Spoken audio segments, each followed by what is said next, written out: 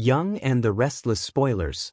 November 24th, a perfect day sealed with a kiss. Young and the Restless spoilers for Monday, November 24th, reveal that Cricket and Danny celebrate their marriage. Daniel collaborates with Tessa, while Phyllis finally gives her blessing. The Young and the Restless spoilers.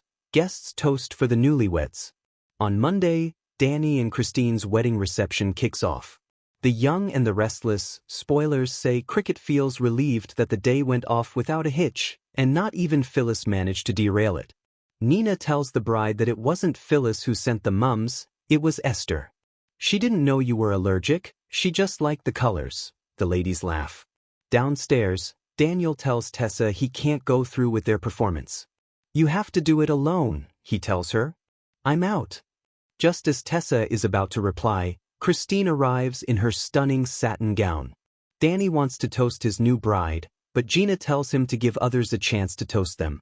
I knew you two were meant to be together, Gina begins. You've been there for us, you have been our rock. Daniel takes his turn, telling his dad he wants nothing but the best for him. And Christine is the best, she is your perfect happily ever after. Phyllis walks in and insists on making her own toast for the couple. I just heard my son say that he's never seen you so happy and I have to agree, she tells Danny. As much as it kills me, it's true. Phyllis gives her blessing. Phyllis then raises her glass and toasts to the couple's enduring love. Clearly, you were meant to be, she adds as Daniel escorts her out. The Young and the Restless spoilers say Phyllis heads upstairs to her suite with Kane. They end the night sharing yet another intimate time together. The Young and the Restless spoilers. Daniel and Tessa kiss. Later, Tessa asks Daniel why he's changed his mind about the song. I don't want to embarrass you, he tells her. The Young and the Restless spoilers say Tessa isn't giving up. She tells her music connects people to their feelings. Come on, Daniel, we got this. In the end, Daniel agrees to perform the song with Tessa, and everyone loves it. After the show, Danny thanks everyone for coming and heads upstairs with Cricket. As the other guests head out, Tessa tells Daniel it was a romantic day. He agrees and wishes Lucy could have been there with them. Other than that, I can't think of a single thing that would have made it more perfect, Tessa adds. I can, Daniel replies and kisses her. As they kiss, Phyllis and Kane come downstairs. The redhead is surprised to see the two kiss and narrows her eyes. Will she ruin the moment? Watch The Young and the Restless, weekdays on CBS. A perfect day sealed with a kiss, a creative Young and the Restless, inspired story, approximate 1,500 words. The autumn sun dipped low over Genoa City, casting a warm, honey-gold shimmer across Chancellor Park. Leaves danced with each breeze, swirling like confetti over the quiet walking paths. To most people in town, November 24th was just another brisk fall day. A brief pause before winter wrapped its cold fingers around the city. But for three couples, this day was poised to become unforgettable. Chance and Summer, a spark at sunset. Summer Newman took a slow breath as she paced along the stone railing bordering the pond.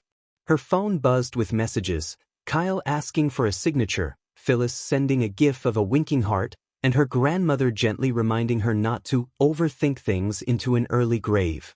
She shoved the device deep into her pocket.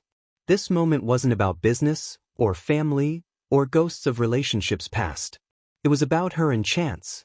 She spotted him before he saw her, his hands tucked into the pockets of his jacket, his shoulders relaxed, a rare smile touching the edge of his mouth as he admired the flaming orange sunset. Funny, she thought. When did the very sight of him start calming me down? He turned just then, catching her watching him. The smile widened. There you are, he said. Was starting to think the squirrels had claimed you. Summer laughed, rolling her eyes. I'm not that easy to take down. I don't know. Some of them look pretty aggressive. She stepped closer, warmth blooming in her chest. You said you wanted to talk? Yeah. He exhaled, rubbing the back of his neck. I wanted to spend the day with you. The whole day. No interruptions. No schedules. Just us. If you want that. Summer tilted her head. Chance, are you asking me out on an old school date? Something like that? He said with a grin. but with better lighting. She nudged him lightly. Sunsets and squirrels. You really know how to sweep a girl off her feet. Oh, I'm just getting started. The two walked together, side by side, strolling between trees painted in gold. They talked about everything and nothing, stories from childhood, things they wished they'd done, fears they were still learning to name. And as they sat together on a park bench warmed by sunlight, Chance reached out, covering her hand with his. I don't want to rush anything, he said. But I don't want to hide from it anymore either. Summer looked up at him, her heart thudding with quiet certainty. Then don't. I'm right here. He leaned in, brushing a soft kiss against her forehead first, a question. Summer answered the only way that felt right. She lifted her face to his and kissed him back. And in the fading glow of the sun, that kiss sealed something new, something bright, something unspoken but certain. 2. Sharon and Nick, full circle moments. At Crimson Lights, the soft hum of conversation melded with the scent of cinnamon and espresso. Sharon wiped down the counter even though it didn't need wiping, habit, or maybe nerves. Nick was coming by. She told herself it was just for coffee, just for talk, just because the two of them knew each other better than they knew themselves. But the flutter in her stomach said otherwise. The bell rang and there he was. Hands in pockets. That familiar, warm grin. Hey, Nick said.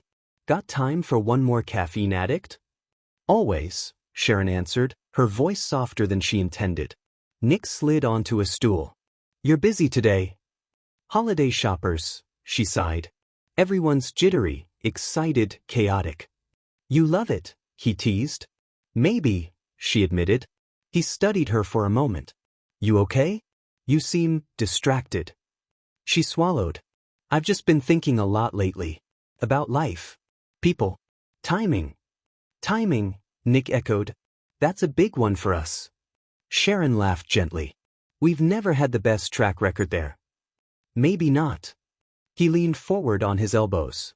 But we always find our way back to each other. Her breath caught. The words were simple, but the weight behind them wasn't. Nick. You don't have to say anything, he said quickly. I don't want to push you. I keep thinking about all the versions of us. The highs. The lows. And how no matter what, I still feel like I can talk to you about anything. Sharon's chest tightened. You can. Nick's voice softened. Good. Because I've been wanting to tell you something. She waited. I think part of me never stopped loving you. The hum of the coffee shop faded away, leaving only the two of them in that tiny moment suspended in time. Sharon reached across the counter, covering his hand with hers. You're reckless, she whispered. He chuckled. You say that like it's new.